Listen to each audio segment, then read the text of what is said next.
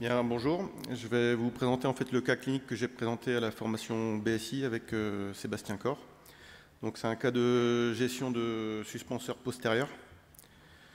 Donc on va faire un plan assez classique, on va faire les commémoratifs, l'anamnèse, l'examen statique, l'examen dynamique sur sol dur, ce que je sais avant de choisir la ferrure, la stratégie de parage, la stratégie de ferrage, la discussion et la conclusion.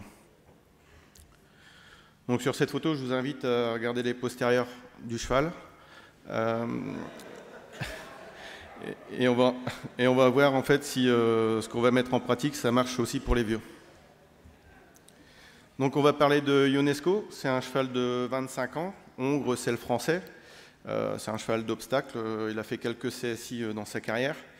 Avec un cavalier pro, donc avec des épreuves à 140. De 2000 à 2007, il a fait 148 épreuves et avec 67 classements. Donc de 2005 à 2010, il a tourné avec sa propriétaire en obstacle. Il a fait de 2011 à 2012 quelques concours de dressage. Sur cette photo, vous pouvez voir les postérieurs en pleine action. Donc Ionesco est en retraite depuis 2012, il vit au box sur Copeaux-de-Lin, il va au paddock le matin. Donc en février 2010, il a une rupture d'un suspenseur, le suspenseur du postérieur droit. 6 mois plus tard, il a fait le deuxième. Depuis, il est ferré avec une pince couverte et des éponges amincies, mais les talons ils ne posent pas toujours au sol. Donc sur ce cheval-là, en fait, ça fait un moment que j'étais intéressé d'essayer de trouver une autre solution. Mais c'est la formation en fait BSI qui m'a permis de documenter ce cas et qui m'a donné la possibilité de le faire.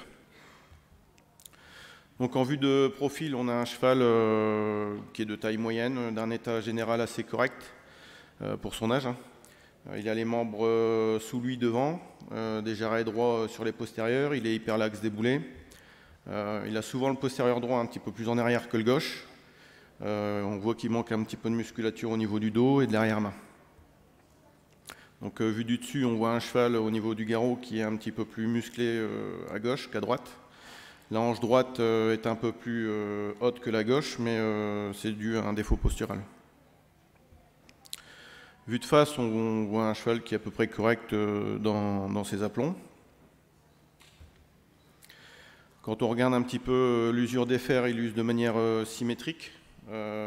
Sur cette photo, on voit juste qu'il a les clous à l'interne qui sont un petit peu plus usés sur l'antérieur gauche et un petit peu plus usés à l'externe sur l'antérieur droit. Au niveau de l'usure des fers postérieurs, donc c'est un cheval qui pose très peu à plat. Donc on a une usure qui est plus prononcée en pince. Quand on déferre les pieds, on a un cheval qui a des parois cassantes, des lacunes profondes, une sole qui est fine. On voit une fourchette qui est très épaisse à sa base. La pointe de la fourchette est atrophiée et pourrie. Donc en dynamique, vous allez voir sur la vidéo qu'on voit les glutéos du postérieur droit qui sont un petit peu plus actifs. Un cheval qui pose très peu les talons et qui descend fort les boulets. Je ne sais pas si vous avez le temps de voir. Bon, on peut remettre la vidéo peut-être.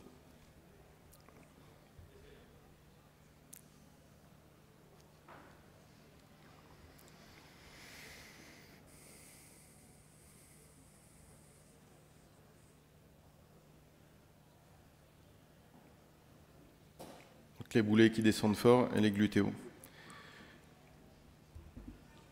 Donc sur la vue de profil, on voit un cheval assez dynamique. On va mettre peut-être la vidéo.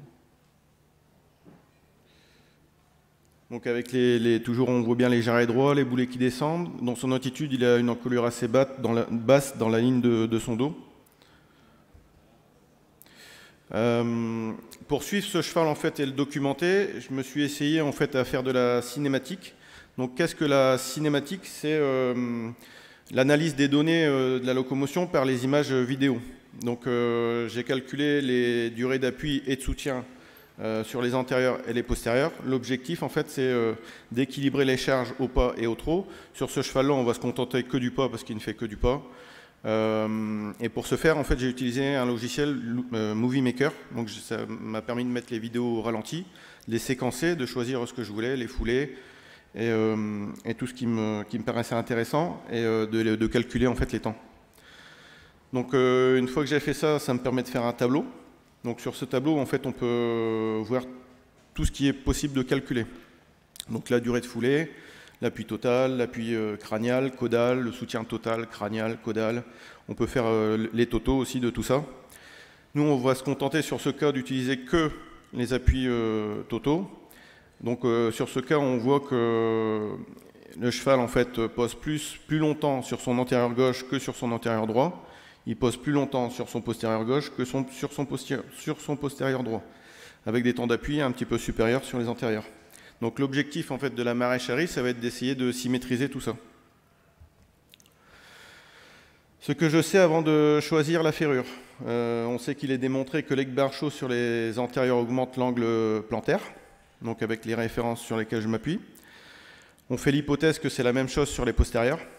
On sait qu'en dynamique, il est démontré qu'augmenter l'extension du grasset et de la hanche, ça va muscler le cheval, et que quand on monte les talons, on monte le boulet postérieur. Donc ça, c'est en référence à l'étude de Clayton et Sébastien Corr. Donc toujours par rapport à l'article de Clayton qui nous permet de dire que dans la partie crâniale de la foulée postérieure, la force de réaction au sol passe en avant du grasset et de la hanche, donc en extension active, avec une activité importante, et les membres qui passent derrière en fait ont une activité passive.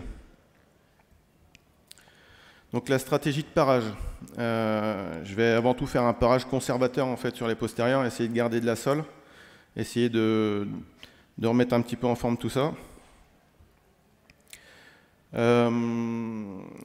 Pour la stratégie de ferrage en fait sur les antérieurs, je suis resté en fait sur la même ferrure. Au niveau des postérieurs, je vais essayer de faire l'inverse en fait de ce qui est mis en place à ce jour. Donc je vais mettre une talonnette pour faciliter l'appui caudal en augmentant l'angle plantaire pour diminuer l'extension du boulet. Et par la suite, je vais mettre un fer Egg-Barchot pour essayer de valider l'étude de Clayton et Sébastien Corr qu'au sol sur sol déformable, en augmentant l'angle plantaire de 3 degrés, on remonte le boulet, on aura donc moins d'extension du suspenseur. En dynamique, on va remuscler le cheval. On va remuscler un peu le cheval en augmentant la poussée du grasset et de la hanche. L'inconvénient est qu'on aura une augmentation de la descente du boulet, mais en fin d'appui. Donc, attendez, juste. En fait, on a essayé de faire marcher le cheval pieds nus parce que la propriétaire, elle voulait essayer, parce qu'elle avait des difficultés à prendre les postérieurs. Et donc, voilà le résultat. Donc, on voit un cheval qui est réticent à la marche, qui n'est pas très à l'aise. Des boulets qui descendent quand même très fort. Donc on a essayé, on a perdu.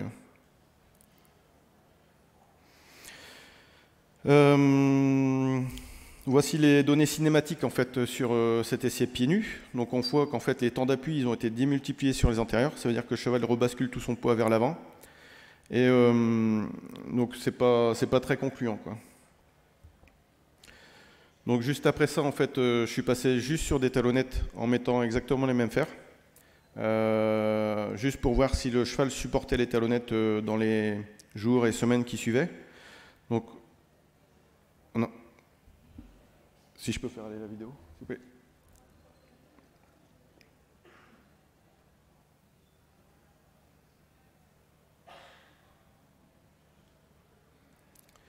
Donc on voit un cheval un peu plus équilibré qui reporte quand même peut-être un peu de poids vers l'avant.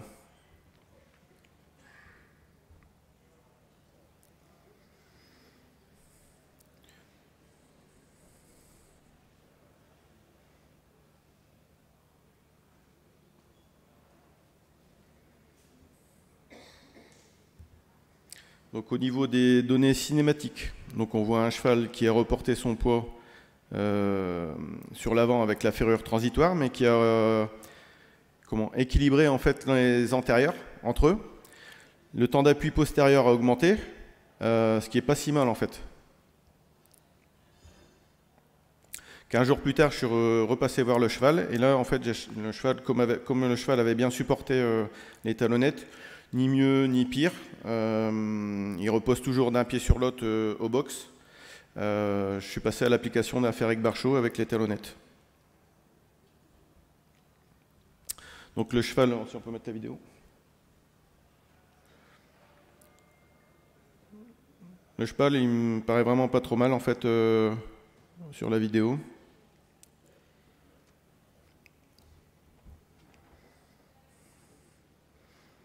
On y en fait tout l'inverse de ce qu'on avait fait jusque-là, quoi. Au niveau des données cinématiques, on a un cheval qui est relativement équilibré entre ses antérieurs. Entre ses postérieurs, c'est pas si mal. Et par contre, entre les antérieurs et les postérieurs, on arrive quand même à des données qui sont assez proches.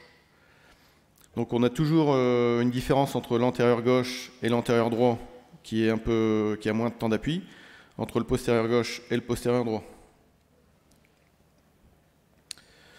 Donc le bilan, en fait, c'est que lever l'angle plantaire et augmenter la surface d'appui des talons n'augmente pas la descente du boulet, comme on peut voir sur ces photos.